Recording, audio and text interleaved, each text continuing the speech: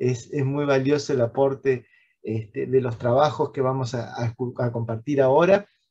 Como decía ayer, son trabajos que han respondido a la convocatoria que se hizo, que han sido evaluados por nuestro comité científico de especialistas en distintas orientaciones eh, y de distintas instituciones, de distintos lugares del mundo también. Así que, bueno, no voy a ponerme yo a charlar demasiado para que podamos escuchar, y ahora no tengo el programa, así que no lo voy a poder encontrar rápidamente. Por algún lado yo lo tenía, aquí lo tengo. Entonces, el primer trabajo que tenemos en esta mesa es un trabajo escrito por Laura Loiacono, la profesora Laura Loiacono, reciente graduada, bueno, ya del año pasado, de nuestro profesorado en orientación saxofón, que presenta un trabajo titulado La teoría del flujo, un acercamiento para optimizar la motivación en la práctica de un instrumento musical.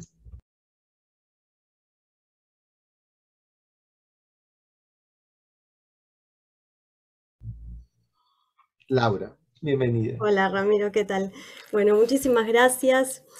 No me imaginé que me iba a tocar en esta instancia, después de semejante charla con María del Carmen, seguir con mi trabajo, pero bueno, vamos a poner la mejor de las ganas para poder intentar que, bueno, que sea algo interesante para todos.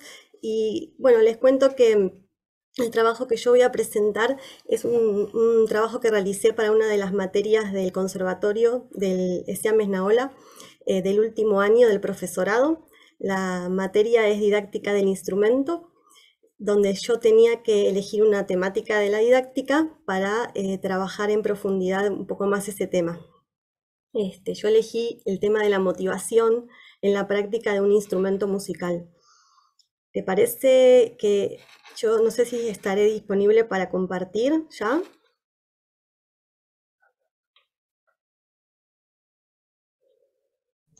Deberías.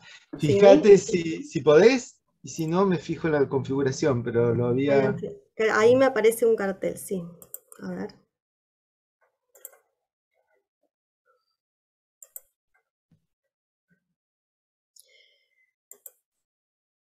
Está inhabilitada, me dice la función. Ah, porque en algún momento... ahí lo cambié, ahí lo cambié. Buenísimo. Ahí está. A ver.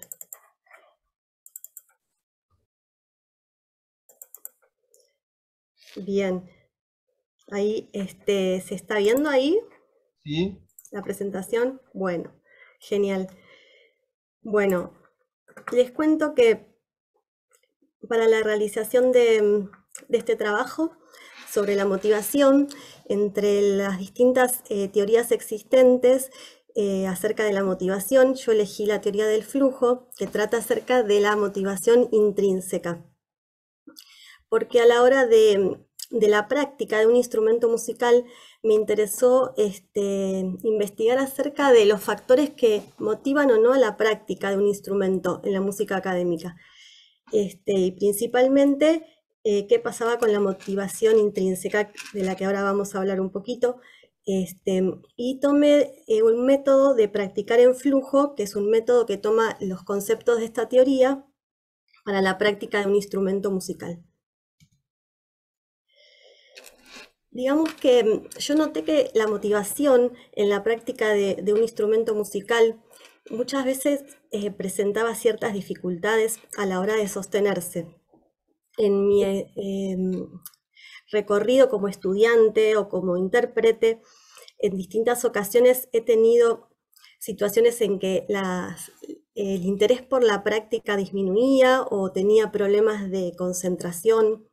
Tal vez estudiaba solo para cumplir con la clase o para la meta de un concierto. Y entonces yo sentía una gratificación en la práctica o en tocando mi instrumento, principalmente en obras que ya desarrollaba, o sea, que tenía las destrezas para ejecutarlas, pero la práctica cotidiana y constante para mi perfeccionamiento se me hacía difícil de sostener.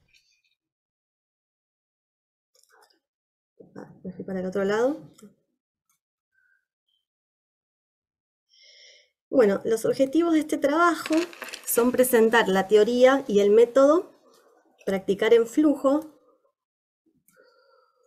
y resignificar la importancia de la motivación intrínseca para la práctica de un instrumento.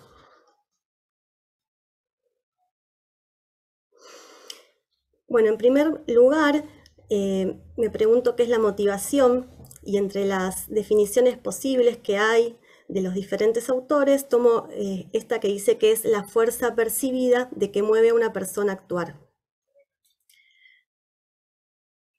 Esta fuerza puede ser de naturaleza intrínseca, que significa que la persona, digamos, la actividad en sí misma resulta agradable o gratificante para la persona. Y es extrínseca cuando la actividad que realizamos tiene hechos, objetivos o eventos que son externos a la actividad en sí.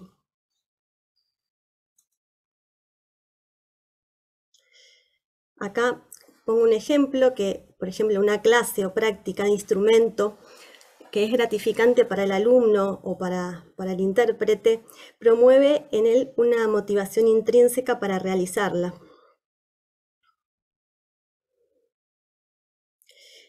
En la preparación para un concierto o examen, predomina una motivación extrínseca a la práctica en sí, porque hay objetivo de logro y gratificación que es externa y futura, es futura y externa a la clase.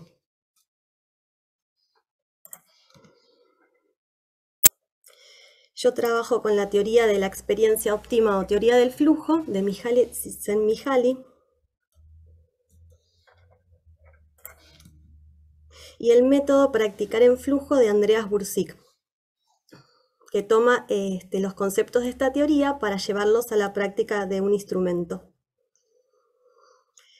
Mihaly Csikszentmihalyi es un psicólogo radicado en Estados Unidos que durante 20 años se dedicó a estudiar los estados de bienestar y disfrute de las personas en las diferentes actividades que realizaba a lo largo de su vida o en su vida diaria. Estos estados los llamó estados de flujo. Él comenzó estudiando los momentos de extrema concentración de artistas y deportistas a la hora de estar realizando su actividad, donde observaba que ellos estaban absortos en su tarea y totalmente concentrados con lo que estaban haciendo. Ellos manifestaban sentirse unidos con la actividad, como si fueran una sola. También decían que se disfrutaban de realizarla y que la actividad, digamos, fluía de una manera sin esfuerzo y fácilmente.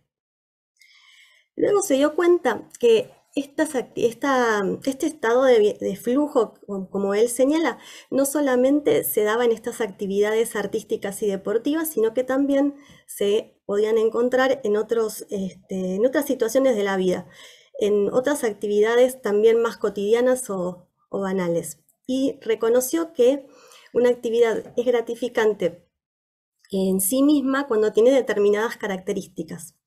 La primera de ellas es que es una actividad que tiene reglas claras y metas a corto plazo. La actividad ofrece una retroalimentación constante. Esto quiere decir que la persona puede saber si lo que está haciendo lo está haciendo bien o mal en el mismo momento de realizarlo o inmediatamente después. Hay una concentración en un campo limitado de tareas y hay un equilibrio entre habilidad de la persona y el desafío de la actividad. Bueno, este es un cuadro bastante característico de la teoría donde muestra la relación entre el desafío de la actividad y las habilidades de la persona, que se puede observar que cuando el desafío de la actividad es alto y las habilidades de la persona son bajas, se tiende a vivenciar frustración o tensión o ansiedad. Cuando la habilidad de la persona es alta y el desafío es bajo, la persona percibe aburrimiento, rutina. El canal de flujo, que es lo que señala Csikszentmihalyi, es un equilibrio entre estos dos componentes. Y el desafío de la actividad tiene que retar a la persona a sus habilidades en su manera óptima, digamos, para que esta persona disfrute de la actividad.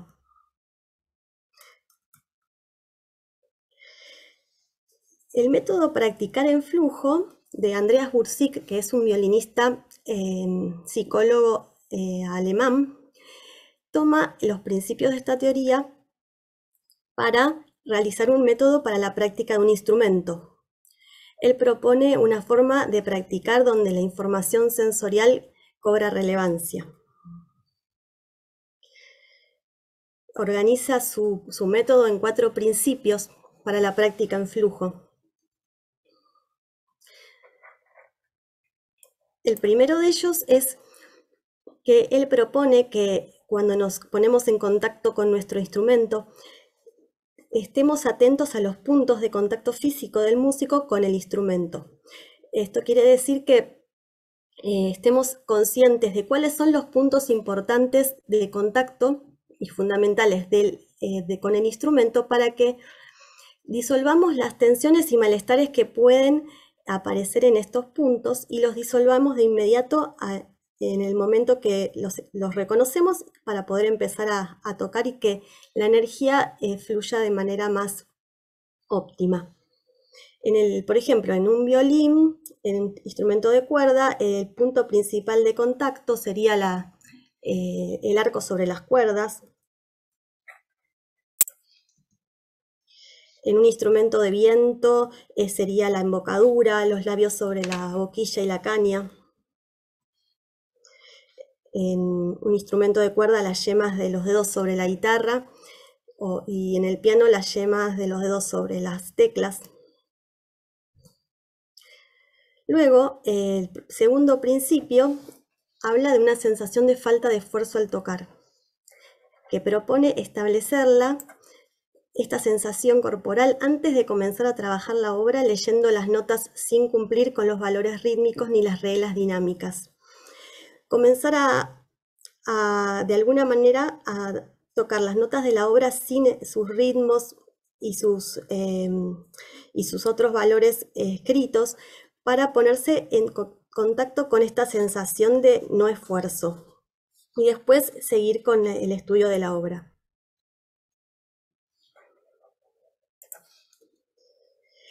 Otro punto importante es el desarrollo de la conciencia del sonido. Él propone trabajarlo deliberadamente con los armónicos de los instrumentos, con ejercicios específicos para los armónicos, porque sostiene que estar inmerso en tu propio mundo sonoro te hace inmune a la distracción. Es una frase que dice en el sentido de que lograr que tu sonido sea bello y agradable en todo momento va a ayudar a que estemos más compenetrados con la actividad que realizamos. Y por último, este punto que es importante, lo que propone es el manejo lúdico del material de estudio. Propone librarse por un rato de la lectura para explorar las notas de un pasaje de forma más libre e improvisada para luego volver a la partitura. En este sentido, es una manera de momentos de exploración dentro del estudio, con el material de estudio que sería la obra. Propone realizarlo, por ejemplo, en pasajes difíciles, con dificultades técnicas, que podamos liberarnos un rato de la lectura exacta del pasaje para poder explorar las notas, tocarlo con diferentes ritmos, hasta improvisar mismo con esas notas, de manera que otro tipo de información empiece a desarrollarse y a internalizarse con ese pasaje. Propone que este tipo de información es diferente a la de un abordaje motor repetitivo, y nos ayuda también a estar más conectados y atentos a la práctica y a entrar en una dinámica de buen rendimiento.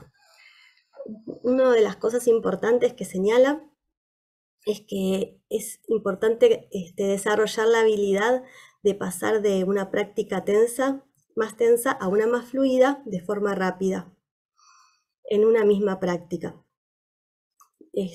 Cuando recién María del Carmen hablaba del tema de la composición, me hacía acordar también a este punto en relación a que también podríamos hasta pensar en intentar componer algo diferente con un pasaje en relación a crear algo nuevo también, referencia a la obra que estamos estudiando, ¿no? Como otra forma más de estudio, de internalización. Bueno, acá hago una pequeña comparación con el formato más tradicional de práctica que prevalece, que tiene la partitura y la lectoescritura como eje principal de la práctica y la obra como principal secuenciador de las actividades. En cambio, la práctica en flujo, digamos que el proceso de trabajo no domina, o sea, los objetivos y resultados no dominan el proceso de trabajo. Se enseña una disposición corporal sutil y sin tensión de manera consistente. Esto significa que sea a través de un método que se sostenga en el tiempo, no tal vez tratar de, no sé, liberar una tensión o tocar más relajado una vez, o que nos lo diga el profesor un día, sino a través de un método. Y el trabajo consciente con el sonido, como dijimos antes, y el manejo lúdico del material de estudio. Acá me gustaría por ahí destacar que la idea de este trabajo no es que se tenga que reemplazar, digamos, un formato de práctica por el otro, sino que digamos, la idea es que puedan de alguna manera coexistir las dos formas de practicar, ¿no? Que puedan convivir en una misma práctica.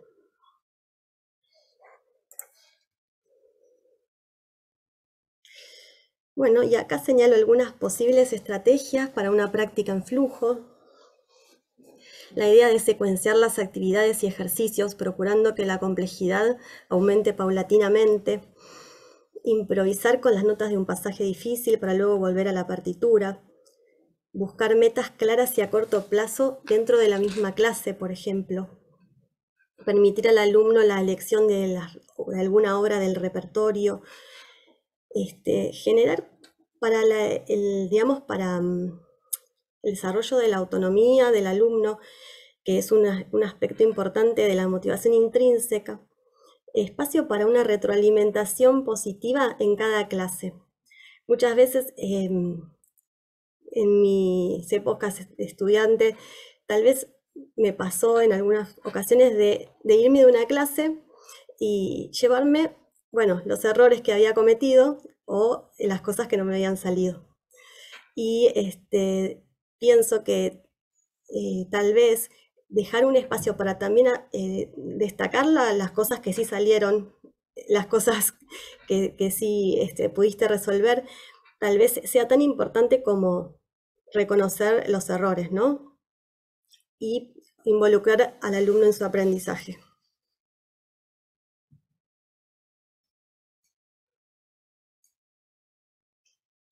Bueno, por último, me gustaría dejar para que pensemos si podrían las clases de instrumento en las instituciones académicas beneficiarse de estas investigaciones acerca de la motivación.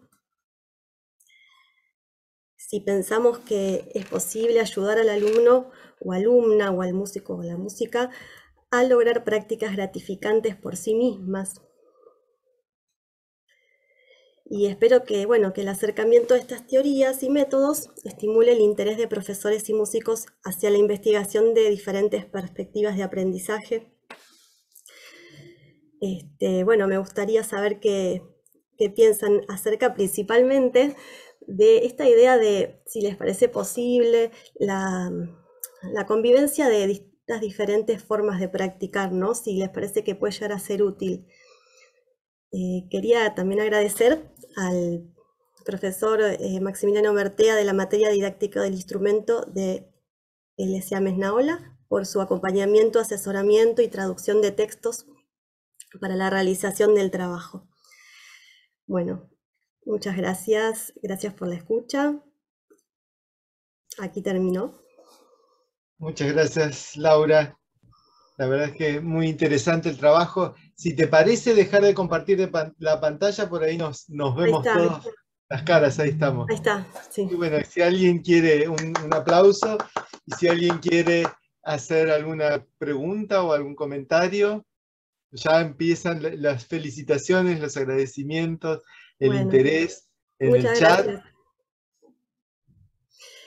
Techi, creo que tenía la mano levantada. Sí. Hola, Laura. Encantada de conocerte. ¿Cómo estás? Muy bien. Yo presenté mi tesis acá en Misiones sobre la motivación en la enseñanza del instrumento en una institución, y Ramiro fue mi director de tesis. A partir de ahí seguimos todos estos años siempre comunicándonos. Él venía a dar charlas y a ejecutar el instrumento. Su instrumento es flauta, pero bueno, nos interesó mucho la motivación. También trabajamos ahora en un libro de la enseñanza del instrumento y trabajamos con el flujo y desarrollamos un poco lo del autor de Csikszentmihalyi, ¿no? Pero te quería preguntar, porque nosotros seguimos repreguntándonos, y a ver qué te parece a vos. Si también pasa esa motivación intrínseca desde la educación o la inteligencia emocional. Nosotros sabemos que está la inteligencia emocional, que está desarrollada por Goleman, pero la educación en el contexto educativo. Y muchas veces eso no pasa en las instituciones, ¿no? ¿Cómo o por qué te motivó a vos desarrollar la teoría del flujo? Y si pensaste también que influye la educación emocional. Sí, en realidad yo particularmente Perdón,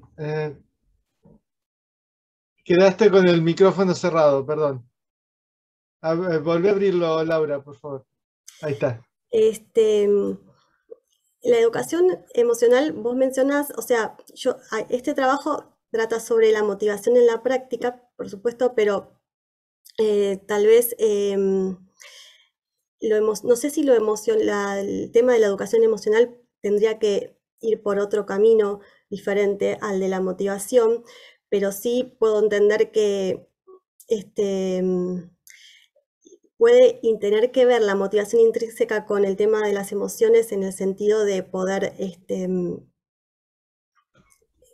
involucrar más, con este método por ahí se involucra un poco más a la persona, ¿no?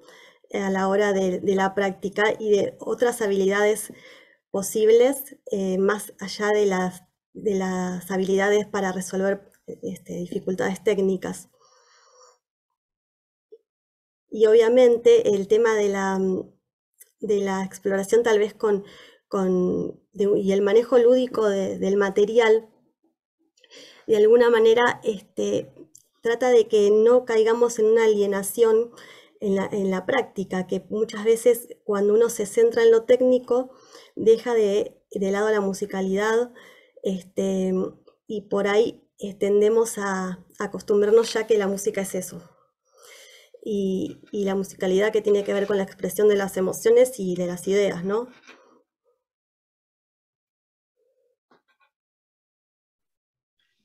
No sé si tiene que ver con lo que me preguntaste.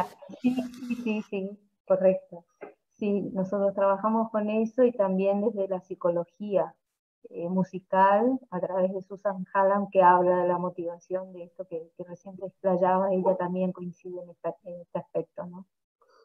Así que gracias por tu aporte, ¿no? Me interesa muchísimo tu trabajo también. Bueno, muchas gracias. Lo más interesante para mí es poder abrir puertas sobre la temática y a las personas que les interese puedan seguir investigando. Me parece como interesante poder dejar estas puertitas abiertas. A mí me parecía que esto de la práctica, de practicar en flujo, que tiene que ver, bueno, también como con una salud emocional y psicológica, digamos, en ese momento, ¿no? Pero que también tiene, cuando hablabas de esto de la práctica sin tensiones, de tomar conciencia de los puntos de contacto con el instrumento, tiene que ver hasta con una salud física, ¿sí? ¿Cuántos pueden contar de lesiones tocando en un instrumento?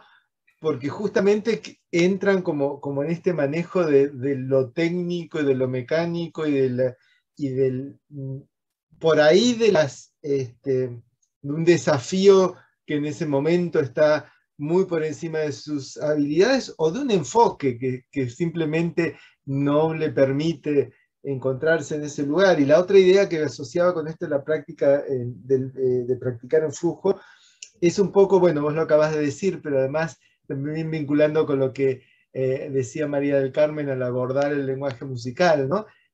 Aún en el momento de practicar una cuestión técnica, de trabajar con una obra, de seguir todo el tiempo haciendo música. Claro, sí, sí, sí. Me parece que sí, eso que decís, que el método trata de acercarnos un poco más a esos momentos de hacer música también en la práctica, ¿no? No dejarlos por ahí para el momento del concierto solamente, que por ahí los desafíos técnicos de las obras tal vez nos llevan a enfocarnos demasiado en la resolución de esos desafíos técnicos de esa manera más tradicional y tal vez nos aleja también de esta sensación de poder seguir haciendo música, que es importante no perderla, ¿no? Sí, sí, la verdad es que interesantísimo. Em, Estamos con los tiempos de ahí medio corridos. Eh, Me parece que, bueno, está bueno el trabajo, además va a ser, como decía ayer, los trabajos que presentamos esta semana van a ser publicados el mes que viene en formato digital, así que también en las publicaciones aparecerán datos de contacto con los y las autoras y los autores, y entonces también puede ser un punto, como vos decís, de Sí, contacto para que la es gente... socializar la información. Gabriel, si querés brevemente comentar algo o preguntar Muy algo. cortito, gracias. Felicitaciones, Laura. No Gracias. había leído lo tuyo. Eh, no, qué bueno que tenemos al profe Bertea, que yo también he pasado por toda esa exigencia, mucha lectura, mucha investigación Sí, reciente. y así es. Y nada, aprovechémoslo todos los que podamos antes de egresar. Eh, y esto de la teoría del flujo, como comentaba también la colega, perdón, dice Tenchi, no recuerdo el nombre completo, eh, que tiene tanto del trabajo de la relación con uno mismo, ¿no? Vos bien dijiste, evitar la alienación, y esto también lo mencionamos ayer, en algún momento, lo mencionaron, perdón, los expositores ayer hablando del lenguaje musical, y hoy lo mencionaron los maestros también de la entrevista que escuchamos, Ujú. esta posibilidad de saber que uno está en diálogo con la obra permanentemente, ¿no?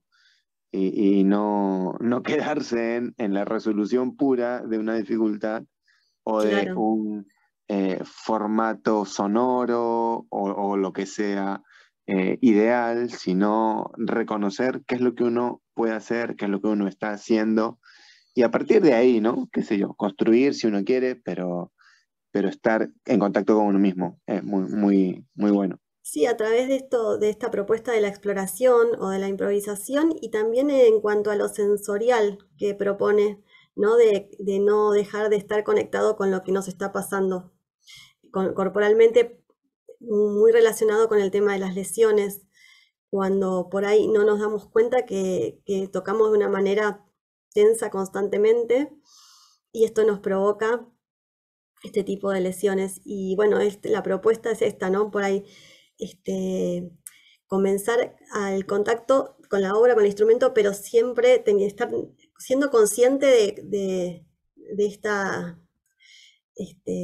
disolución de las tensiones. No, y algo chiquito, perdón, que quería agregar, que me parece, Laura, también me pareció buenísima tu disertación, y Gracias. que sí es muy importante también eso de ser creativo, encontrar estrategias para uno no terminar frustrándose tampoco, ¿no? Y que a veces pasa mucho en muchos instrumentistas que encuentran como un montón de obstáculos que no lo pueden resolver desde la técnica o de las metodologías más tradicionales.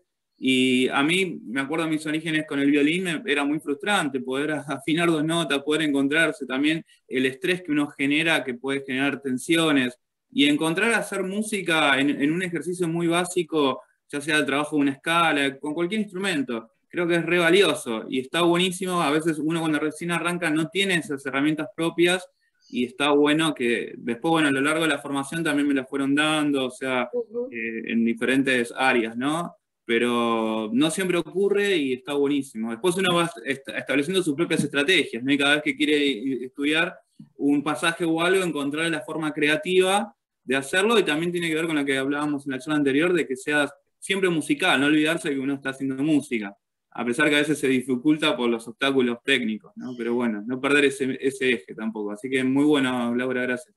Bueno, muchísimas gracias. Bueno, muchas gracias, Laura. La verdad que muy interesante. Vamos a pasar ahora a nuestro siguiente trabajo para ver si tenemos ganas, nos estiramos un poquito más, pero vamos a ir tratando de que no se nos haga tan tarde. Nuestro próximo trabajo es de autoría de Andrea Cardoso González. Andrea es bedel en nuestro profesorado y tiene una mirada de lo que está pasando en nuestro profesorado que a veces no es tan habitual, que desde el lugar que a ella le toca transitarlo, surjan estas reflexiones, pero la verdad que está muy bueno, y el trabajo se titula Una aproximación a las estrategias de enseñanza implementadas por docentes del nivel terciario de la ESEAM Juan Pedro Esnaola durante el ASPO.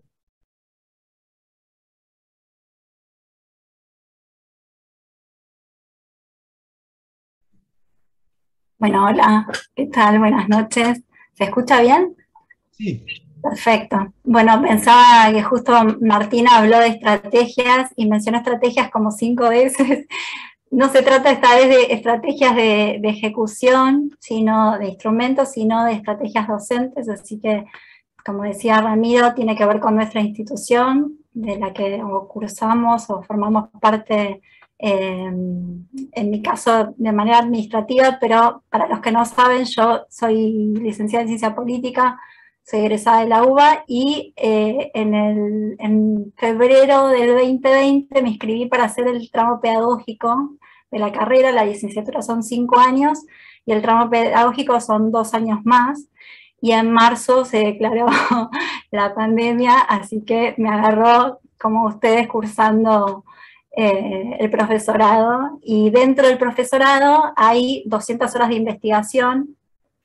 En distintas cátedras uno puede cursar, hacer el prediseño de investigación, presentar, hacer un recorte de una situación problemática, bueno, todo el ejercicio de lo que implica investigar.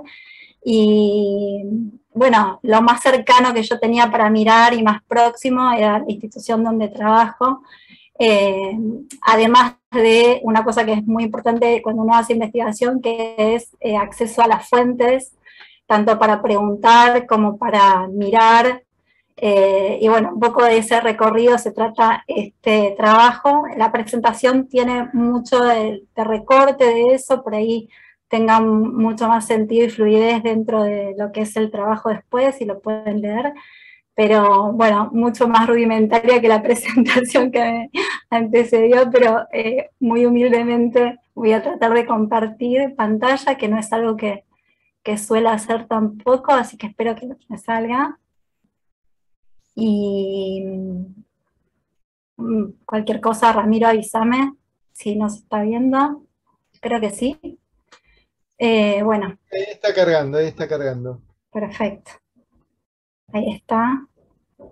No termina de cargar, pero bueno. Termina. Quizás es mi internet que estuvo inestable hoy. Si ya Ahí está. está, perfecto. Bueno, es justamente el título, una aproximación a las estrategias de enseñanza implementadas en el nivel terciario de nuestra institución a partir del ASPO. El objetivo de conocimiento que tiene la propuesta es, bueno, indagar acerca de las estrategias de enseñanza implementadas por los docentes del nivel terciario para garantizar la continuidad de la formación de los estudiantes a partir de del ASPO, ¿sí? Bueno, que fue declarado por la emergencia sanitaria del COVID. Y hay una propuesta, un objetivo de acción que tiene la propuesta, que tiene que ver con promover una mirada crítica y reflexiva sobre las prácticas que se dan al interior de la institución. Bueno, entonces, en principio, simplemente decir que yo entiendo el trabajo docente como un trabajo, como una práctica situada en un contexto sociohistórico muy específico, y justamente en esa relación es de donde nacen, bueno, no solamente la génesis de las prácticas, sino del contexto mismo, cuando hay una situación como la que vivimos recientemente, es de donde uno puede advertir, digamos, que se generan otras prácticas que no eran las que venían dándose, ¿no? Básicamente a partir de la pandemia y luego el ASPO, que implicó el aislamiento, como todos sabemos, implicó para nosotros la suspensión de las clases presenciales en las instituciones educativas en todo el territorio nacional y un pasaje a la virtualización de la enseñanza como respuesta masiva adoptada por todos los niveles educativos. Eso, bueno, como todos sabemos, modificó las condiciones de trabajo de los docentes, que en principio tuvieron que rediseñar todas sus propuestas y también indagar en materiales, en formatos, justamente disponibilizando sus propias herramientas para generar estas nuevas estrategias. Una pequeña caracterización de la situación de base de nuestra institución, como porque bueno, todas las instituciones no son iguales, evidentemente. Nosotros contamos con espacios de trabajo virtuales antes de la pandemia, en la modalidad de algunas asignaturas solamente se daban de manera virtual. Ello también permitió disponer de ciertos recursos que, bueno, digamos, que se facilitaron y se disponibilizaron a todos los espacios curriculares, pero de todos modos esto, desde luego que representó un desafío para todos, para los docentes, para tener que subir el material, bueno, para los administradores del campus, para... bueno, para las personas que hacían la base de datos de todo lo que se tenía que monitorear, en fin, es un enorme esfuerzo, pero contábamos con una situación de base bastante favorable, digamos, en un sentido. Bueno, entonces, la virtualidad requirió de una serie de dispositivos y elementos físicos y también exigió de los responsables de los espacios curriculares, como decíamos, la invención, el desarrollo y la implementación de estrategias educativas en un tiempo récord, digamos, porque la ASPO se declaró en marzo y estaban iniciándose el ciclo lectivo. Bueno, y además en un profesorado especializado en música, las dificultades surgidas por el ASPO también están vinculadas a la materialidad. Digamos, hay una cuestión, y yo lo recuerdo cuando lo planteaba en la UBA, digamos, las facultades sociales no tiene, a la hora de virtualizar su enseñanza, las dificultades que tiene una institución como la nuestra. no hay instrumentos que tocar, entonces es mucho más, si se quiere, fácil.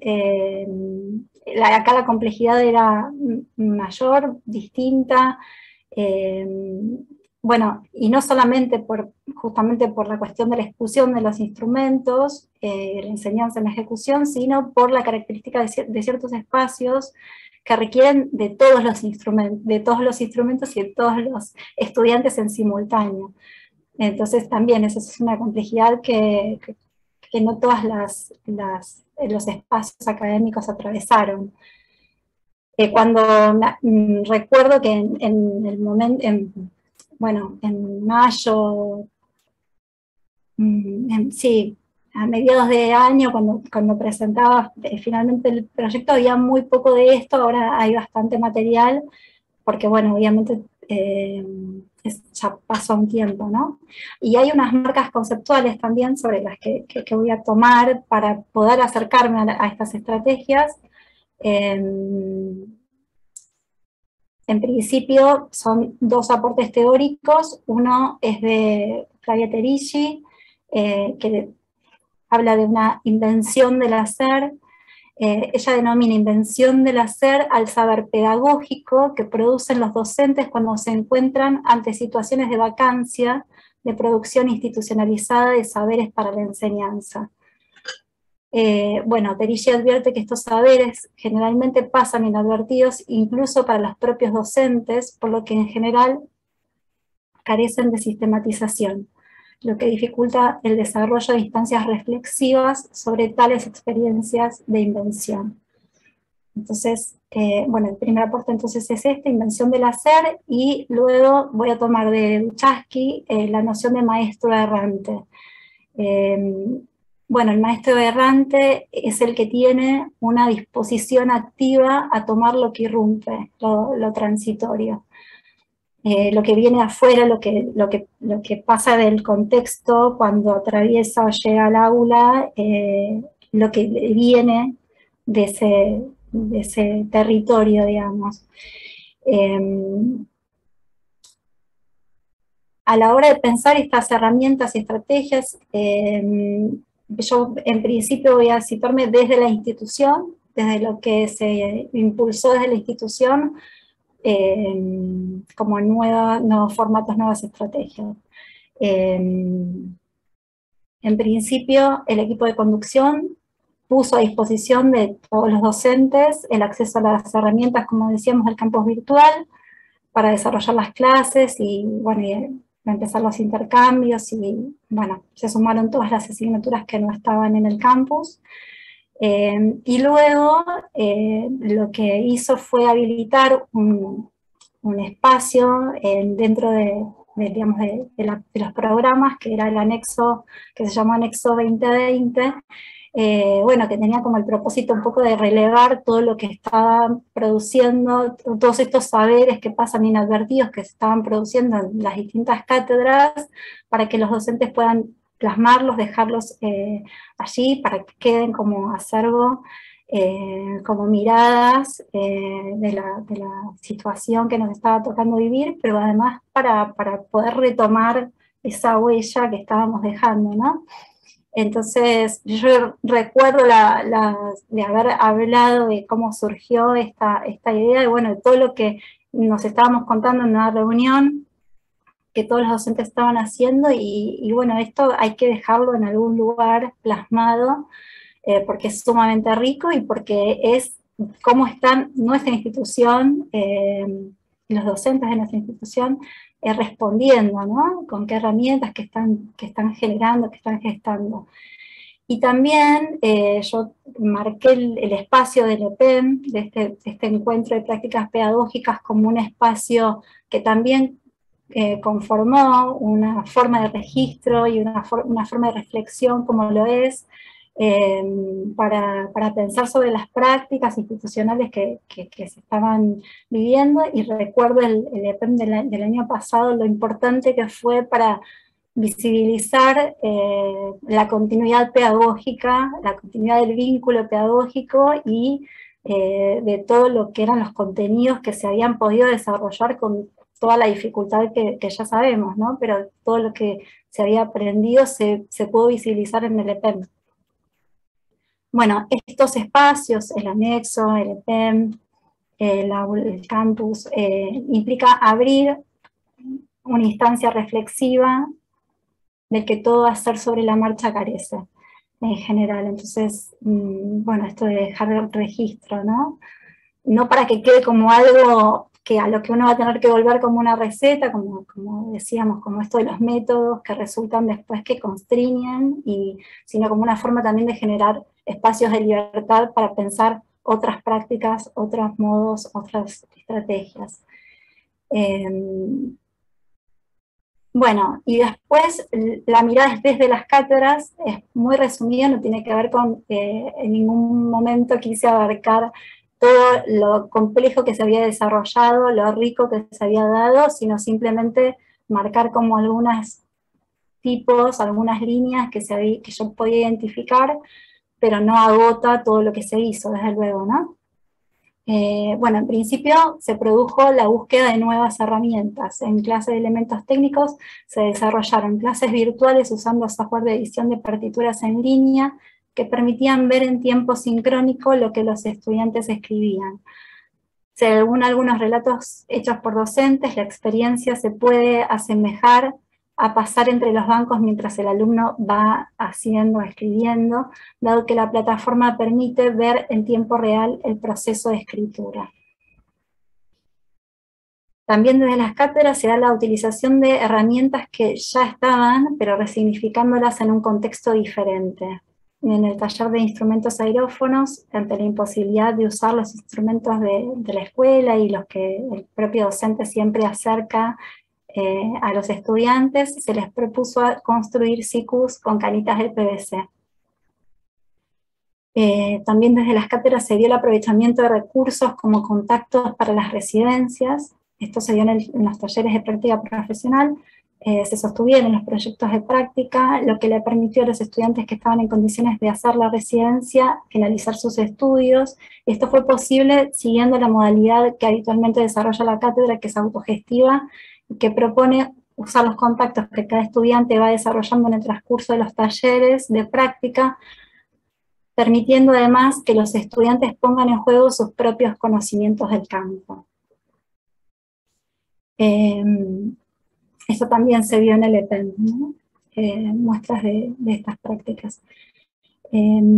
También se produjo la búsqueda de sucedáneos, que esto, bueno, a partir del análisis de los anexos, encontramos que en cuanto a las plataformas, cada docente de instrumento buscó la que le resultaba más adecuada o cómoda por cuestiones de accesibilidad, de conocimiento previo o por cuestiones vinculadas a cuestiones de sonido del instrumento. Algunos docentes usaron el aula virtual para compartir sitios a los que los estudiantes podían acceder para descargar partituras. Otros usaron otros sitios y trabajaban con las partituras, marcándolas online y devolviéndoselas a los estudiantes con indicaciones. Bueno, de las cátedras de instrumentos también podemos hablar de las cuestiones que tienen que ver con las cuestiones específicas de sonido, que en muchas ocasiones se trataba de una complementariedad de plataformas que logró como un equilibrio. Bueno, se tenía en principio a veces una filmación en una cierta plataforma a la que quizás se accedía con una mejor calidad de sonido que dejaba en evidencia ciertos errores que en conexiones sincrónicas, en las comunicaciones se cortaba, o bueno, cuestiones de conectividad más que nada, no se habían detectado. Y en otras ocasiones también sucedía que en los encuentros sincrónicos se advirtieron ciertas cuestiones que después también aparecían en los videos. Bueno, y a mí me impactó mucho lo que sucedió en la cátedra de música de cámara de la profesora Dabul, en la cuestión específica de este espacio curricular, es que ustedes lo saben mucho mejor que yo, la música de cámara plantea esta necesidad de tocar con otro en el mismo lugar, de coordinar, de tener una ejecución concertada y de poder ir coordinando detalles de la ejecución en fracciones de segundo. y conocemos las plataformas y las limitaciones que tienen las plataformas de trabajo remoto. No existe una tecnología que permita una coordinación que sea inmediata o instantánea y que permita que las partes separadas suenen simultáneamente. Bueno, siempre existe esta cuestión de la latencia.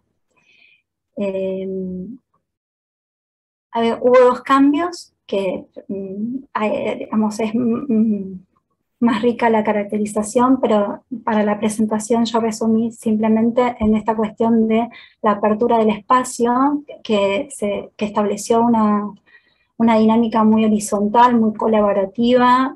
Se abrió el espacio de la cátedra para proponer repertorio, para proponer el trabajo con otros géneros que estaban por fuera de lo que el programa había previsto.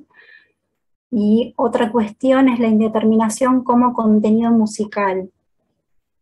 Se vio la incorporación de la incertidumbre, que en música se entendía como indeterminación, como contenido mismo, ya no como elemento contextual, externo, ajeno a la actividad musical, como una limitación del entorno, del contexto, sino como contenido mismo de la propuesta de la cátedra.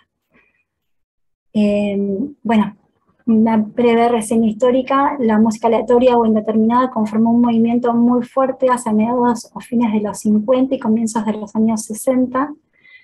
Es parte de un repertorio que, justamente por los movimientos estéticos que vinieron posteriormente y por los enfoques con los que se fue desarrollando la educación musical, no entró a ocupar un espacio protagónico en las producciones musicales de la educación institucionalizada.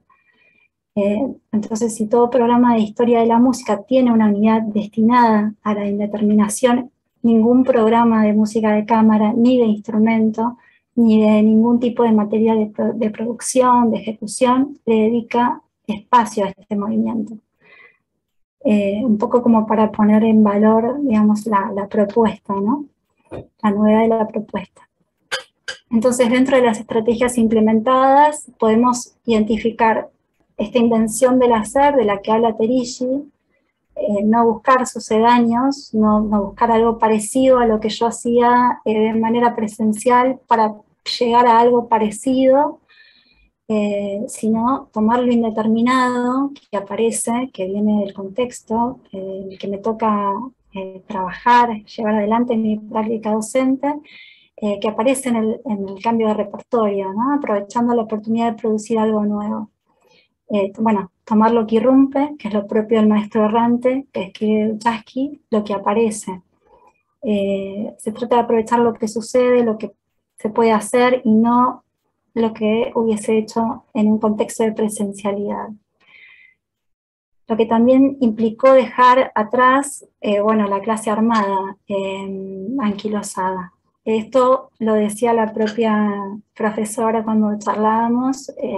También lo que refería a esta cuestión, que parece como un gesto muy, muy heroico, era la cuestión de a veces preguntarse qué estoy haciendo, ¿no? ¿Qué estoy haciendo? Y finalmente decir, bueno, estoy haciendo música. Y señalaba también que lo que le confirmaba que estaba bien, digamos, que estaba por un camino fructífero, digamos, era el entusiasmo de todos los estudiantes que aportaban, que generaban propuestas, que participaban del intercambio. Bueno, que no es que ella dijo, bueno, vamos a hacer este repertorio, cambió, sino que fue toda una dinámica que, como decía, era muy colaborativa. Y, digamos, mucho colectivo circulando ahí con ideas y con propuestas. Bueno, ¿cómo fue el desarrollo? Más o menos también como una cuestión muy maniquea quedó, pero hay como dos momentos, que es uno antes de las vacaciones de invierno y otro después de las vacaciones de invierno. O sea, la propuesta se fue desarrollando, no es que en principio dijo, bueno, vamos a trabajar con la indeterminación en marzo, no. En principio se dedicó al estudio de obras grandes y de partituras en conjunto, que se llevaba más o menos adelante a partir de una instancia asincrónica con escuchas y devoluciones, y otra instancia sincrónica que más o menos dura 1 hora y media por Zoom. Y un segundo momento, que fue, como decíamos, después de las vacaciones de invierno, que fue asumir que no volvíamos. Dijo, bueno, no vamos a volver. Ahí fue cuando ella me decía, bueno, ¿qué hago? Yo me empecé a pensar, no sabía qué hacer. Y miraba lo que estaban haciendo todos y quería otra cosa. Bueno, esto de no querer algo parecido a lo que haría si estuviésemos en clases presenciales, ¿no? Y también es muy interesante el gesto que me parece sumamente rico en docencia, que es darse vuelta y hablar con un colega y pedirle una idea y una ayuda, y ese intercambio es que, porque intercambiaron obras, se eligió INSEE de Terry Riley y Teaches de Cornelius Carter. A partir de estas obras apareció la certeza de aprovechar el contexto indeterminado, centrarse en eso que no se haría si tuviese una clase presencial. Y bueno, en principio, además de la historia que tiene la obra, que es de celebración, lo interesante es que se puede tocar en cualquier instrumento y que está compuesta por patterns musicales, como pequeños modelos rítmicos, melódicos, que se pueden repetir indeterminadamente. Entonces primero se empezó como muy lentamente y después se fue sumando la velocidad, aumentando la velocidad, y teniendo y dando también la libertad de que cada estudiante tomase el pattern que creía que podía dominar, ¿no? No se le imponía o se repartía, sino que, bueno, cada estudiante también midió en qué dificultad podía trabajar. Y después de 2 o 3 meses de trabajo, se grabó dejando espacios de silencio, que terminaron siendo 20 audios y entre 3 y 4 minutos de una versión grabada. Bueno, esto, salir de la clase convencional y de las obras que tenía el programa presencial.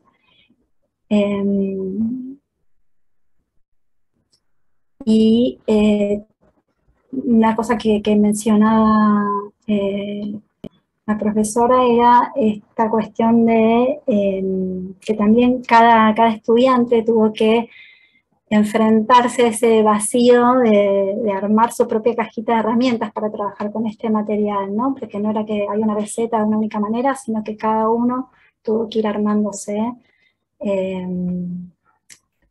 las herramientas para poder trabajar en la propuesta. Bueno, entonces toma lo que irrumpe, no negocia en cómo sobrellevarlo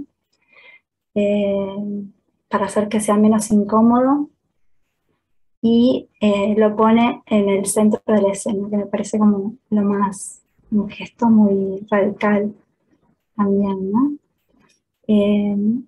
Bueno, y un cierre, simplemente decir que esta propuesta releva, como vimos, algunas de las estrategias desplegadas al interior de los espacios curriculares de nuestro nivel superior, de la SEAM Juan Pedro Esnaola, entendiendo que al tratarse de una institución dedicada a la formación docente, cobra especial relevancia indagar sobre las propias prácticas y generar reflexiones que superen el contexto de inmediatez del cual emergen, permitiendo identificar en las diferentes estrategias algo que quizás en registros aislados se pierde. Y también en este sentido se considera de importancia recuperar esta cartografía de prácticas de enseñanza en el marco del trabajo institucional. Consideramos que un relevamiento de estas características nos permitirá recuperar modalidades y prácticas docentes poniéndolas en diálogo con la cultura institucional. Y simplemente ahí está.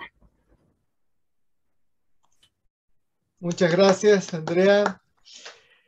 Muy bueno el trabajo y gracias por tener un registro de todo esto, ¿no? Me parece fundamental esto de poder justamente aprovechar tanto esfuerzo que se hizo, que de otra manera, como me parece muy bueno tomar esta idea de Terigi, ¿no? Que si las cosas no se pueden registrar de alguna manera, por lo menos sistematizar y hacer una reflexión, es como muy difícil de poder tomar conciencia, es parte de la historia también de nuestra institución que vamos construyendo, ¿no?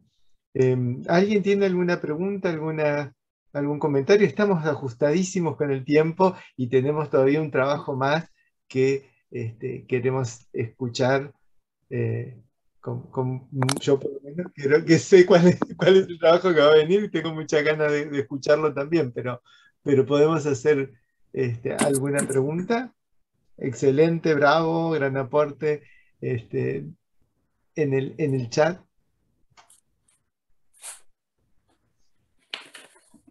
Yo pensaba, no sé, bueno, miren que si nadie pregunta, yo sigo hablando, me pongo a hablar y saben que sigo hablando.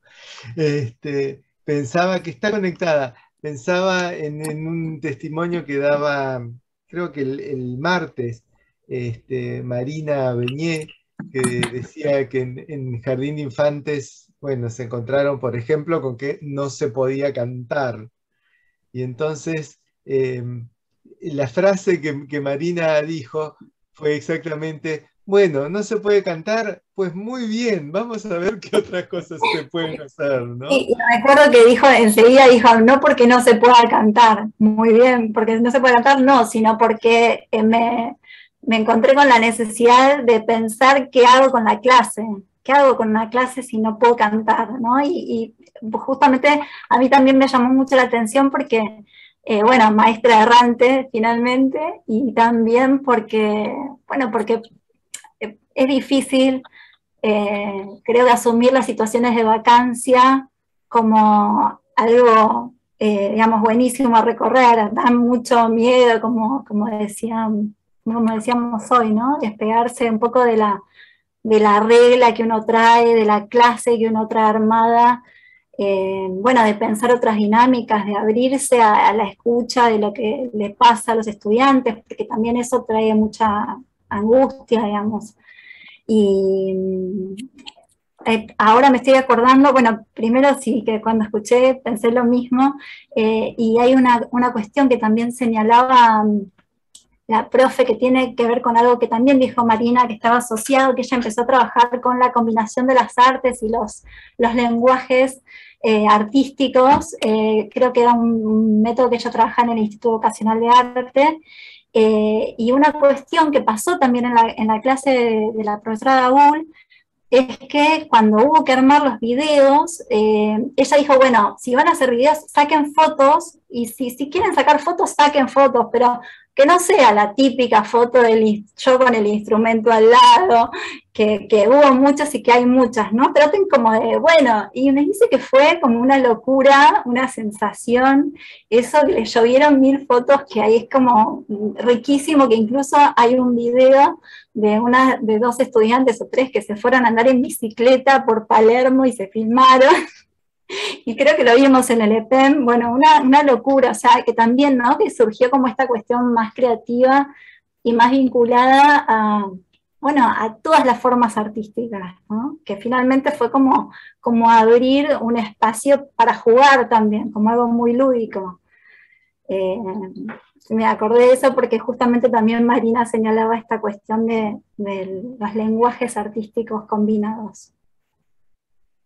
Qué interesante, Andrea, perdón que me meto así, claro. es un bocado nada más, pero me parecía súper interesante rescatar y volver a pensar cómo esos meses, los meses, o sea, volver a mirar sobre eso, ¿no? Y reflexionar sobre eso, porque fueron tan atolondrados en este sentido de que no había tiempo, y poder volver a reflexionar y recuperar cuestiones del hacer, que se sucedieron y que fueron muy interesantes. Me parece súper interesante que hayas traído justamente a la reflexión en este PEM como con una mirada ya un poco más alejada de esa situación.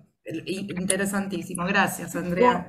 Gracias a ustedes que hicieron una locura de trabajo inmensa, que al contrario es como como un placer poder registrarlo, porque aparte, digo, nos lo ponemos como institución, ¿no? O sea, es lo que salió del esfuerzo conjunto de todos y también del diálogo de los chats explotados y de los esfuerzos me parece que en todas las cátedras también y en todo el trabajo docente del año pasado hubo mucho de exploración y tanteo, ¿no? Mucho de prueba y error, y que podamos tener registro de eso es una riqueza enorme, porque fue un año muy sufrido y es cierto que hay que volver con otra mirada que sea como de abrazar las prácticas que se desplegaron, que además sostuvieron el vínculo docente, que es que los chicos hoy estén haciendo el segundo año, la Corte 2020, es fruto de todo ese trabajo. Así que, no, gracias a ustedes. Muy interesante, muchas gracias.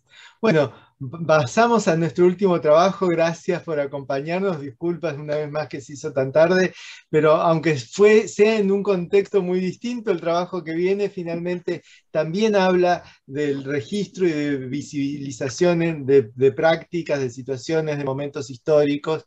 Es un trabajo de autoría de María Claudia Albini y se titula La música en publicaciones periódicas, el caso de la revista Crótalos.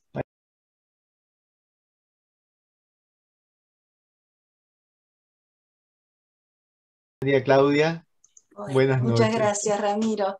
Buenas noches a todos. Sí, yo les voy a contar un poco, quisiera compartir, Ramiro, ¿puedo? Creo que estás habilitada, deberías, ¿sí? Sí. Muchas gracias. Yo les voy a contar un poco acerca de este proyecto que ya llevamos a cabo desde hace un tiempo sobre las revistas de música como forma de estudiar el contexto musical, educativo e histórico de una época.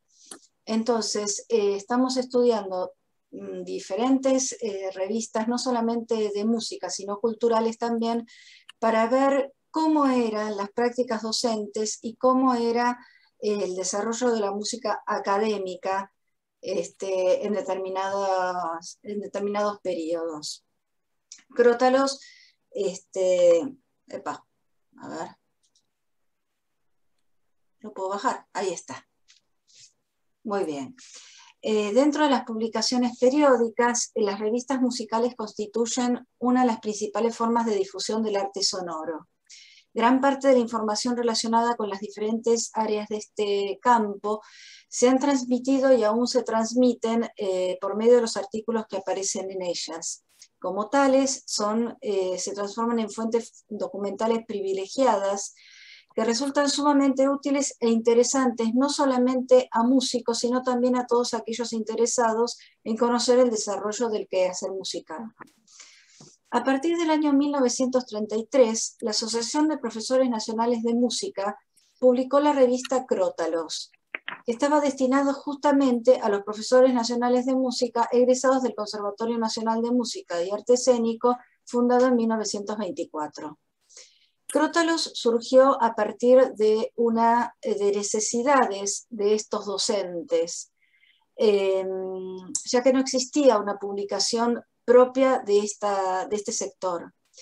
Informó acerca de la actividad musical académica argentina y también la promocionó y facilitó la publicación de escritos de músicos y musicólogos de renombre, como fue el caso de Roberto García Morillo, Carlos Vega, Isabel Aretz, Flor Ugarte, Juan José Castro, Honorio Sicardi, Ernesto de la Guardia y tantos otros tan significativos en nuestra historia.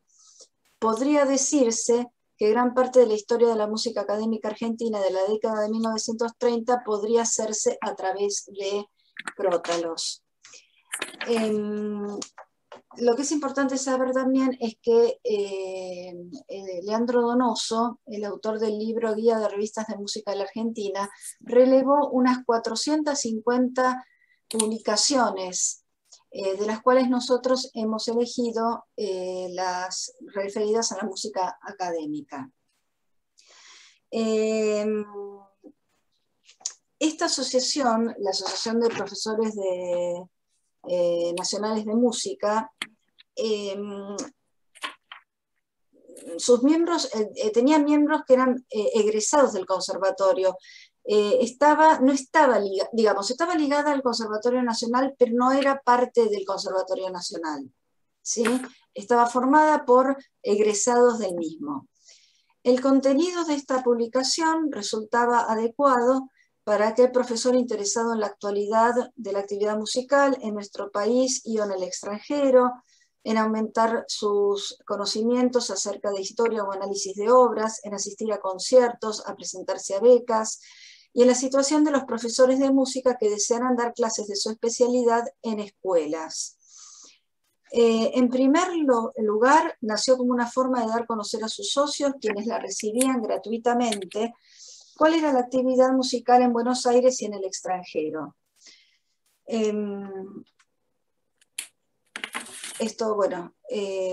Se publicaron escritos, como ya lo habíamos dicho antes, y la revista Crótalos constituye una gran fuente de información acerca de la actividad musical de la época, pero también brinda una idea acabada de la situación de los docentes de música y de la educación musical de esa época. Beatriz Arlo dice: las revistas abren una fuente privilegiada para lo que hoy se denomina historia intelectual. Informan sobre las costumbres intelectuales de un periodo, sobre las relaciones de fuerza, poder y prestigio en el campo de la cultura.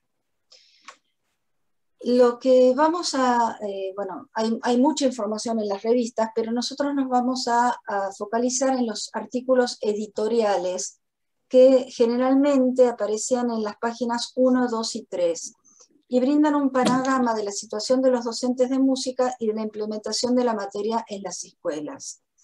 Los artículos editoriales representan la posición de la publicación en su conjunto y presentan un análisis y por lo general un juicio sobre la noticia o acontecimiento de gran relevancia. Se trata de una nota que refleja la línea ideológica y la postura del medio de comunicación sobre el asunto en cuestión. Entonces, de acuerdo con la función del objetivo concreto que persiguen y también de su contenido en relación a la formación y titulación de los profesores nacionales de música, se encuentran los siguientes ejemplos en Crótalos. Por un lado, el editorial de tesis. Bajo dicha denominación se encuentran los artículos en los que se intenta mostrar de manera clara y palpable la opinión a favor o en contra de un hecho o persona determinada. En general, intenta conseguir que el receptor de la misma actúe y adquiera una conciencia muy clara acerca de lo que se está contando. Por ejemplo, aquí hice una lista de artículos editoriales de tesis que aparecen en diferentes revistas, en diferentes números de esta revista. Por ejemplo, en el número 7 hay una denuncia contra conservatorios privados. 9 y 10, carta dirigida a su excelencia, el señor ministro de Justicia e Instrucción Pública. En el 14 hay un comentario de resolución del Consejo Nacional de Educación, que vamos a ver que la revista Crótalos era una fiel difusora de las resoluciones del Consejo Nacional de Educación para que llegaran, justamente para facilitar su llegada a los docentes de música. Ahí en la 21, en la 15 hay una queja por la no provisión de cargos en instituciones del Estado para los profesores de música, porque todavía no existían las juntas de clasificación docente ni de calificación docente. Entonces, los puestos eran otorgados, no quisiera decir a dedo, pero más o menos. No solamente los más preparados accedían a los puestos, sino por amistad, por filiación, por lo que fuera. En la 21 hay una referencia al decreto ministerial que reconocía como único título competente a los otorgados por el Conservatorio Nacional de Música. En la 26, que es a lo que nos vamos a referir nosotros hoy, es la iniciativa del Consejo Nacional de Educación de crear masas corales en escuelas de adultos. Bueno, en la 28 hay una referencia a la creación de un profesorado de educación musical en Rosario. Hay una crítica a un artículo de la prensa del 24 de diciembre en referencia al desconocimiento que se tiene de los títulos otorgados por el Conservatorio Nacional. En la 29 hay una crítica a las autoridades del Ministerio de Instrucción Pública por el aparente desinterés en ubicar el conservatorio en un edificio adecuado.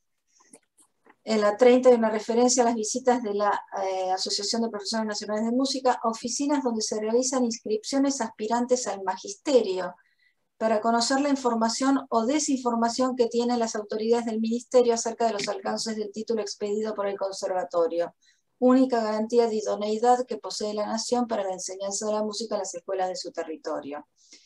Y en la 32 hay la aprobación de 2 proyectos que serán presentados a las autoridades del Conservatorio Nacional: la ampliación de la enseñanza pedagógica y nombramiento de profesores adscriptos. Bueno, como les había anticipado antes, nos vamos a dedicar a una editorial explicativa, que es aquella que básicamente se dedica a exponer y detallar toda una relación de hechos sin que en ningún momento se puedan deducir opiniones concretas sobre las mismas.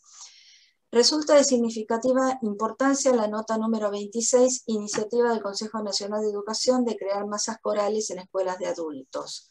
Cabe destacar que el proceso de expansión a gran escala social del nacionalismo musical requirió la construcción y puesta en marcha de mecanismos e instituciones encargadas de garantizar la propagación del fenómeno de modo masivo, así como también su legitimación, valoración social y el deseo de apropiación.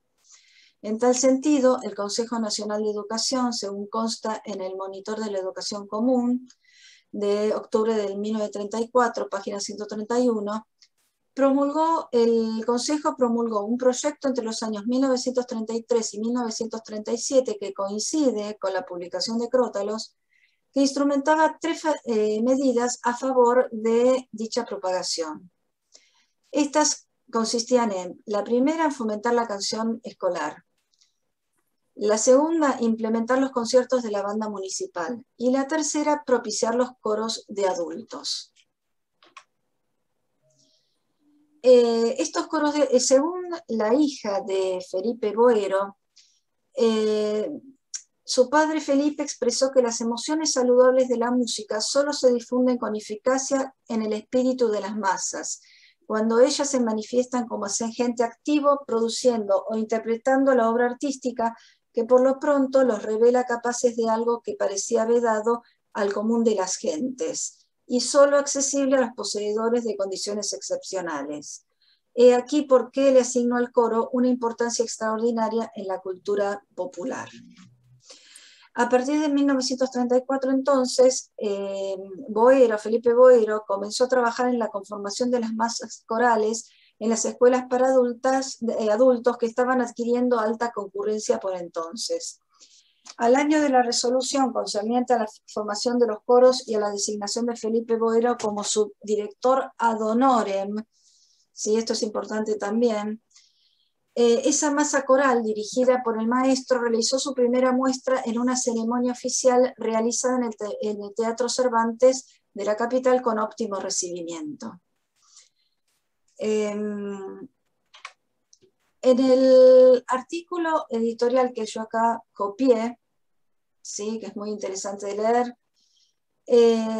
aparece una resolución del Ministerio de Justicia e Instrucción Pública que decía: desígnase una comisión para que se encargue de tomar directamente la música vernácula, del cancionero y de las danzas nativas. Esta comisión, que integraron los señores Manuel Gómez Carrillo, Isidro Maistegui y Juan Pedro Ereca, reunirían los elementos necesarios que servirían para formar una sección folclórica y discoteca. En el artículo editorial de la revista 22 se publica acerca de la inclusión en la lista de canciones escolares aprobadas por el Consejo Nacional de Educación. Cabe destacar que los docentes de música hasta hace relativamente no tanto no podían enseñar las canciones que querían. Tenían que enseñar, tenían obligación de enseñar las marchas, por supuesto, que ya databa del comienzos del siglo XX, y las canciones incluidas en cancioneros que promulgaba el Consejo Nacional de Educación. Tenían que ser canciones aprobadas por el Consejo.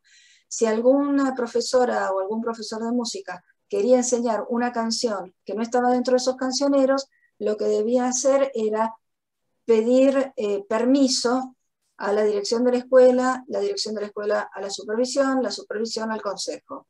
Y luego se aprobaba o no la enseñanza de esa canción.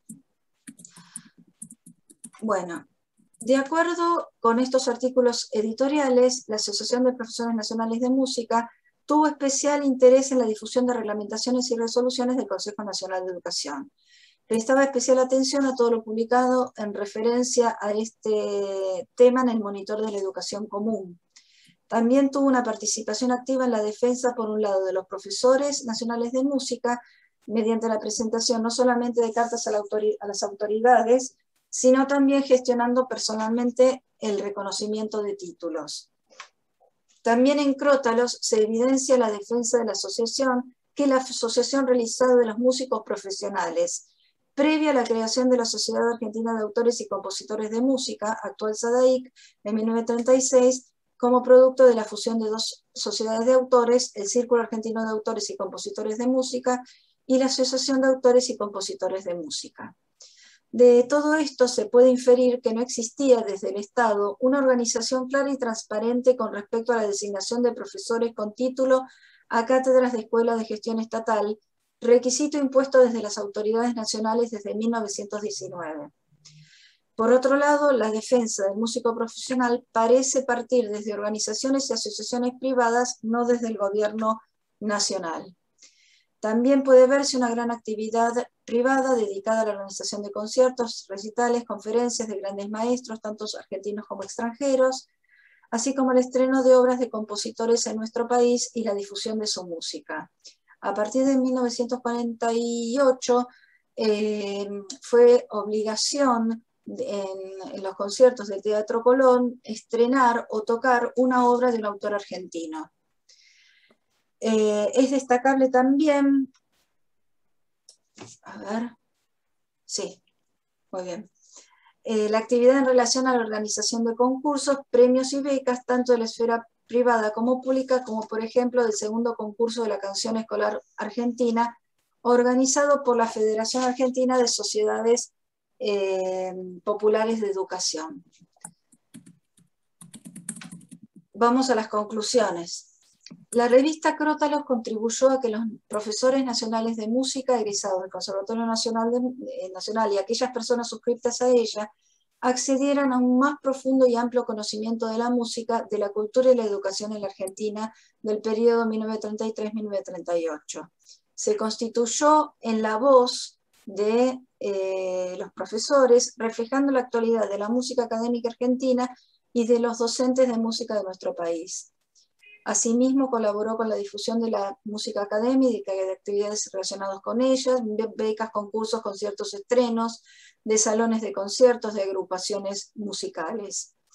De la lectura de esta revista se desprende que existían concursos de música organizados por organismos estatales o municipales, que otorgaban premios en los diferentes campos de la producción artística, aunque los decretos u ordenanzas para su creación dataran de la década anterior al periodo estudiado en este trabajo. La resolución era 10 años antigua cuando se empezó a implementar. Propició también, marcó posiciones, propició debates entre sus suscriptores y lectores, permitió la divulgación de artículos escritos por grandes músicos y musicólogos y por otros profesores que no gozaban de tanto renombre. También mostró el especial interés que tuvo en la difusión de reglamentaciones y resoluciones del Consejo Nacional de Educación, pero sin embargo, a pesar de la defensa que realiza Crótalos de toda la educación musical, de la situación de los docentes de música y de la defensa de los músicos profesionales, no parecería existir una intervención pública significativa desde esta revista, ya que el público que accedía a ella era bastante reducido. Se calcula una tirada de unos 200 ejemplares que costaban 5 centavos cada uno. Además, en palabras de Rodolfo Gómez, el campo intelectual en nuestro país se presenta ligado a la producción de grandes escritores con fuerte presencia en el campo político, de modo que daba cuenta de una relación importante entre intelectualidad y esfera pública. Esto no sería el caso de Crótalos, en la que si bien colaboraron grandes músicos y musicólogos, estos no han tenido una fuerte presencia en el campo político, con la excepción de Juan José Castro, pero que no se manifestaba al respecto en esta publicación. Si bien tenía una actuación política, su participación en la revista no tenía nada que ver con la política. Tampoco se han relevado publicaciones contemporáneas que hubieran citado a Crótalos, por eso tampoco trascendió tanto la revista. Finalmente, Crótalos fue la única revista con estas características publicada en la década de 1930, dado que las contemporáneas no contemplaron la situación de los docentes de música ni la enseñanza de este arte en escuelas primarias y secundarias de nuestro país. Acá hay un extra que se refiere a la inspección, a la formación de las masas corales de adultos, y realizamos un análisis lingüístico desde la perspectiva sistémico-funcional, de la cual concluimos que el artículo editorial contiene 220 palabras, de las cuales se observan pocas negativas. Esto es una constante en la revista Crótalos. Si bien realizaba críticas, su tono no era ni violento, ni desafiante, ni negativo. Siempre trataba de llegar a los lectores de una forma positiva. Entonces, se observan pocas palabras negativas en este artículo editorial, uno es tambaleante, y 2 frases de reproche: más vale tarde que nunca, y cuando el pueblo argentino sepa expresar sus manifestaciones, evidenciando que aún el pueblo argentino no la sabe expresar. Por eso era tan importante la formación de masas corales de adultos, para que expresaran cantando los sentimientos y sus manifestaciones. 12 son positivas: sencillez, belleza, más vale tarde que nunca, felicitarnos, bueno, etc. Hay despersonalizaciones, recurre a una cosificación, habla de elementos responsables en vez de profesores de música, y contiene vocabulario referido al mundo del trabajo, porque consideraba a los docentes de música trabajadores de la educación, y usa la palabra, por ejemplo, materias primas. Y también habla de la tradición artística como referencia al interés nacionalista y crear una conciencia de patria, pueblo y nación. Bueno, esto es una partecita nada más de lo que explica la revista Crótalos, y creo que es interesante leer este tipo de publicaciones, porque de esa forma podemos comprender mejor de dónde, cuándo y por qué surgieron algunas prácticas que todavía están vigentes. Bueno, muchas gracias por acompañarnos. Se perdieron el partido, pero gracias por estar hasta esta hora, y es un gusto ver tantas caras conocidas, sobre todo de mis chicos. Gracias, María Claudia, la verdad es que bueno, muy bien que haya esos seguidores también de tus chicos, ¿no? Sí, tan contentos. Ahí Así está. que eso también habla muy bien de ese vínculo.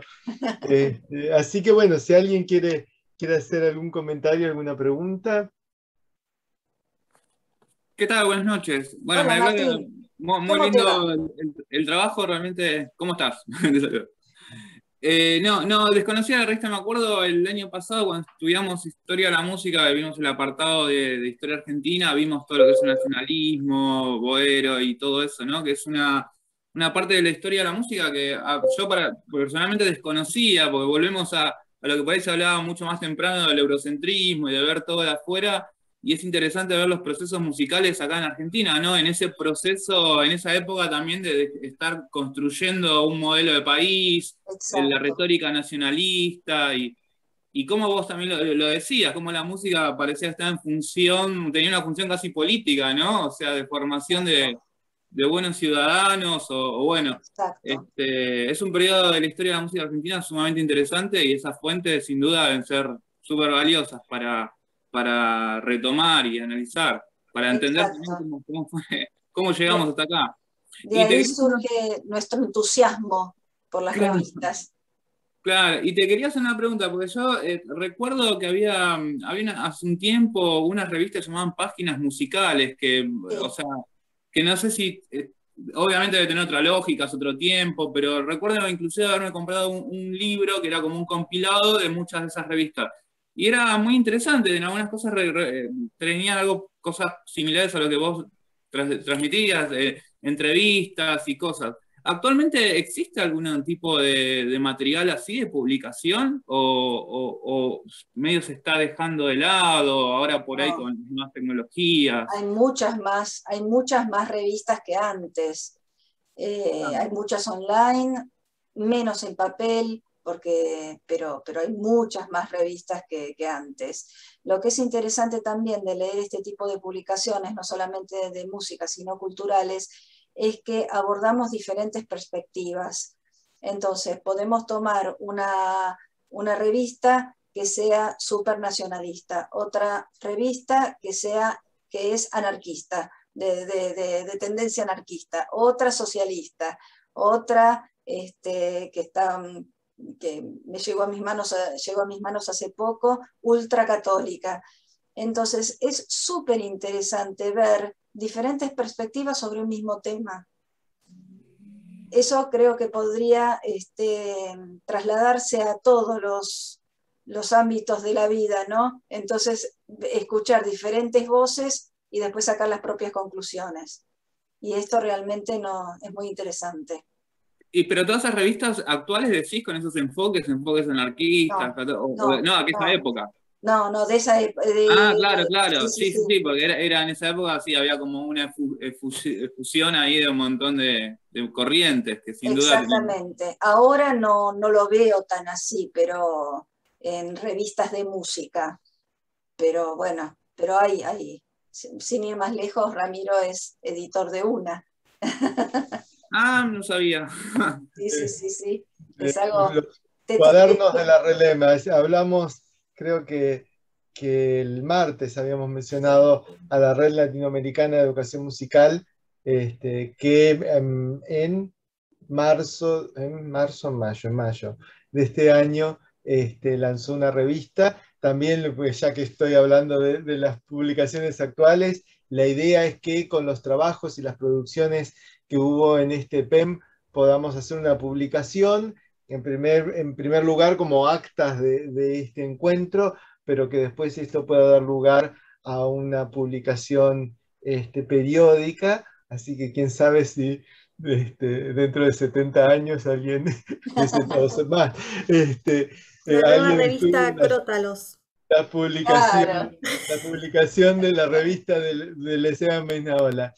Pero me parecía interesantísimo esto, María Claudia, también de poder tener una mirada, y además, como vos decís, una mirada compleja de distintas perspectivas, de situaciones históricas que por ahí ahora las seguimos teniendo, y tener esa contextualización de que vos decís en 1938 una ley obliga que se incluya una obra argentina en todo concierto. Y ayer hablábamos de las dificultades que sigue habiendo para que la obra argentina no sea el relleno del programa, para que haya acceso al material que producen los compositores argentinos. Es como que tener esta conciencia histórica también nos pone como en otro lugar, ¿no? Lo que pasa que a veces, me parece a mí, ¿no? Que, bueno, durante tal gobierno se implementó esta modalidad esta obligación de tocar una obra de autor argentino en cada concierto del Colón. Y a lo mejor después no está más ese gobierno, viene otro, y como no se pone a pensar, digamos, si es buena o mala la disposición, la saca porque es contraria, ¿sí? Entonces es un círculo que es una pena realmente, porque no se construye, sino que uno sigue dando vueltas sobre lo mismo. Entonces, pasan esas cosas, lo que vos decís. Muchas cosas siguen pasando y no podemos entender por qué, ¿no? Y otra cosa que les quería comentar es que muchas de las cosas que leemos en las revistas culturales y de música, las cotejo con personas mayores que vivieron en esa época. Entonces, realmente es muy... me dicen, ay, sí, porque pasaba esto, tenés razón. Por ejemplo, mi mamá, que tiene 95 años, profesora de música jubilada, yo le decía, ma, pero ¿cómo? ¿Y vos cómo conseguiste el primer trabajo si no había una junta? Entonces, bueno, ahí me contó cómo consiguió el primer trabajo porque, no habiendo junta. Y yo digo, ¿y otras profesoras de música que conocieras? Y no, porque la señorita tanto, que me dice nombre y apellido, era la esposa de un militar. Después la otra, la señora de tanto, era hija de un médico muy reconocido. Entonces, ahí uno va sacando conclusiones también, no solamente con lo que dicen las personas, sino con lo que va leyendo, ¿no? Entonces vas entendiendo cómo era la cuestión. ¿Cuál era la junta? ¿Cuál era la junta o la juntada? Tal cual, Gaby. Me encantó. María Claudia, Sí, Mariana. felicitaciones, perdón. Gracias. ¿Dónde están disponibles ese material? ¿Cómo accediste al material de Crótalo? Hay 3 lugares principales. Primero, la biblioteca de la UCA, donde tiene mucho. ¿La hemeroteca? La hemeroteca, sí. O también la biblioteca, no solamente hemeroteca, sino la biblioteca. Otro lugar es la biblioteca del Carlos Vega, del Instituto de Musicología. Y otro, bueno, he comprado revistas que las conseguía por Mercado Libre, ¿no? Pero Leandro Donoso tiene una colección pasmosa de revistas. Este hombre debe haber empezado a comprar revistas antiguas desde que nació. Entonces él también pone a disposición su acervo bibliográfico para quien quiera estudiarlo. Perdón, ¿él es el editor de Gourmet? Sí. El editor, jefe, dueño, alma mater, genio y todo de Gourmet musical, sí. Y tiene un libro muy interesante que es el Vademecum musical.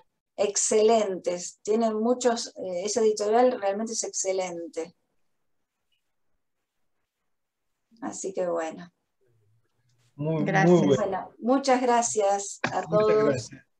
Muchas gracias, la verdad es que valió la pena estirarse. Gracias. Tuvimos otra jornada tan intensa y todavía nos queda la jornada final, ¿sí? La jornada final, mañana cerramos el EPEM, tenemos un taller, pasó el aviso, tenemos un taller de 18 a 20 más o menos, por ahí hace un poquito más, siendo viernes, hacemos un poquito más acotado. Esa etapa del encuentro, un taller a cargo de las profesoras Eliana Centuria y Carla Grosso, que se titula ¿Qué lugar ocupa la música en la escuela?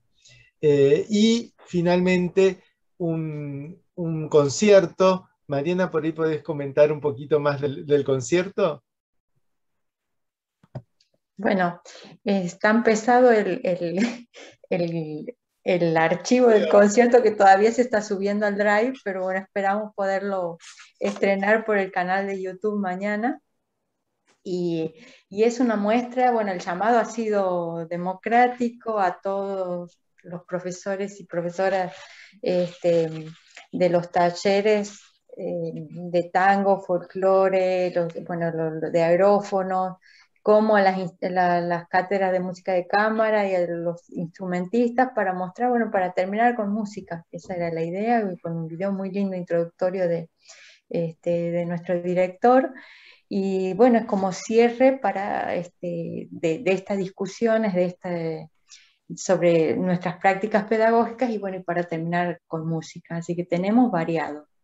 Aparecen profesores tocando o presentando sus últimas producciones, alumnos de distintas cátedras, sobre todo de música de cámara, de los vientos, bueno, todo el que ha mandado, creo que solamente muy pocos videos que han llegado fuera de término, que no se han podido incluir, pero generalmente todo lo que propusieron está ahí en este video que vamos a poder, y que va a quedar, ¿no es cierto?, en nuestro canal, que lo van a poder disfrutar